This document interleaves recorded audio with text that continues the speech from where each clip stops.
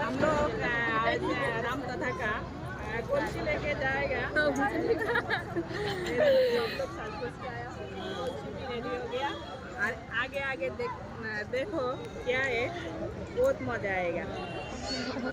এই যে এত সময় আমি হিন্দিতে বলেছি, এখন আমি বাংলাতে বলবো, কেননা অনেকেই কিন্তু আর এখানে সবাই এসে হিন্দি, তাই আমি আগে হিন্দি বললাম।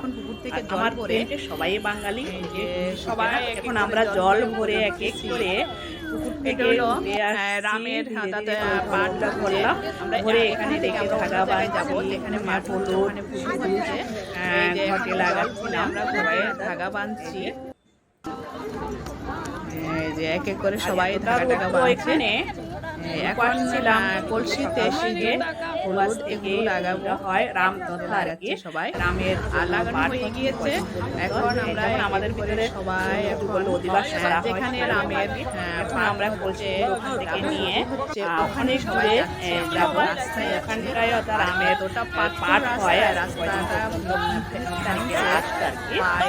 সেদিনে ভান্ডার আছে, খাওয়ার আছে।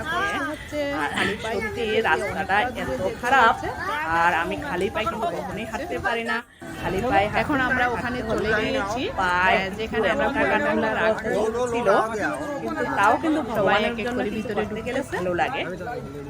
এখন আমরা এখানে চলে আসলাম, কিন্তু সারা রাস্তায় তারপরে রাম কথা আর রামের রামের যাবে, এই জন্য বলা হয় লম্বা করলাম না সবকিছু আর কি, রাম বাঁধলে ভিতরে। আর 29 তারিখে এখানে ভান্ডারা আছে, জয় শ্রীরাম। আর আমাদের সবাই দাঁড়িয়ে আছে, ফটো টটো তুলেছে, কিন্তু অনেক কিছু কিন্তু মিশানো হয়েছে, কারণ ভিডিওটা লং হয়ে যাবে আর ভিডিও করারও মানুষ ছিল না আমার। সবাই এখানে আমরা এক এক করে কলসিগুলা রাখতেছি, ওখানে করা হয়েছে, ক্যামেরাম্যান ছিল, সবাই এক এক করে রাখছি। আমার হলো লাল ওড়না, রামের মাথাতে রামের পাঠ হচ্ছে, আর খুব ভালো লাগছিল, কারণ ভগবানের করতে গেলে ভগবানের জন্য কিছু করো। मैं बोला था ना जे देखो आगे आगे देखो, এখন আমরা এখানে রেখে देखो सब लोग इधर कुर्सी रख के আমরা এখানে সবাই रेस्ट कर रहा है, थोड़ा पानी पिएगा, नाश्ता करेगा। चलो बाय टाटा। আর আমাদের कैसा কেমন হয়েছে অবশ্যই কমেন্ট করে জানাও। আমাদের রামের জন্য যে জল বাতাই কেমন হয়েছে সবাই জানাও অবশ্যই।